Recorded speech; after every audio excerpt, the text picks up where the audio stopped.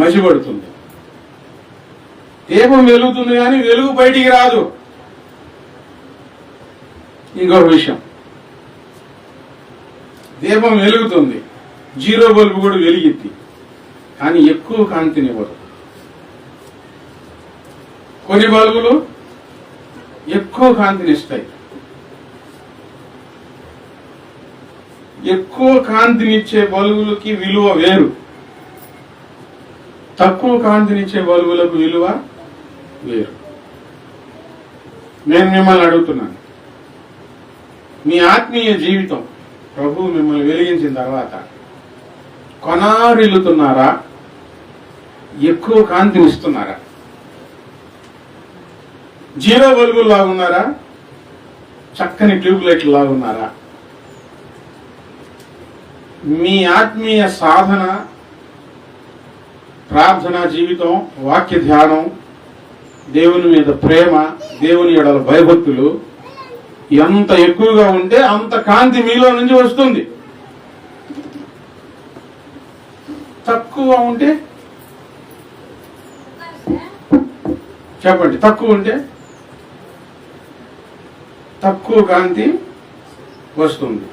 ఇప్పుడు ఈ లాంతరంలోకి వద్దాం. మరలా దీపాలు వెలుగుతున్నాయి, అది దీపం బాగానే వెలుగుతుంది, చిమ్నీకి మసి కట్టుకుంది.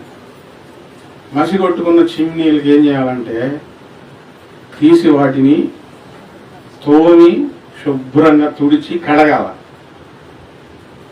లేకపోతే వెలుగునివ్వలేవు, దీపం వెలుగునివ్వలేదు. బాగా మెరుస్తా ఉన్నాయి అనుకోండి, దానిని కడగాల్సిన పని లేదు, తోమాల్సిన పని లేదు. బాగా వెలుగునిచ్చే దీపాలు కోరుకుంటారా, కొనారిల్లుతున్న దీపాలు కోరుకుంటారా? చెప్పండి.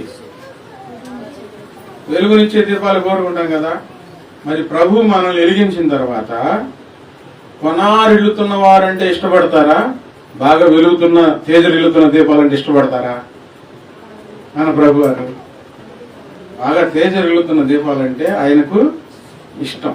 ఇప్పుడు ఒక బంగారపు ఉంగరం ఉందనుకోండి, దానికి మసి కట్టుకొని పోయి మట్టి మట్టిగా ఉంటే దాన్ని పెట్టుకోవడానికి ఇష్టపడతామా?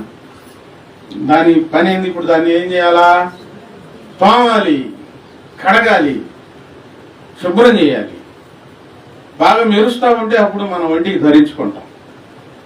దేవుని పనిలో, సంఘంలో నువ్వు కొనారిల్లుతున్నంతసేపు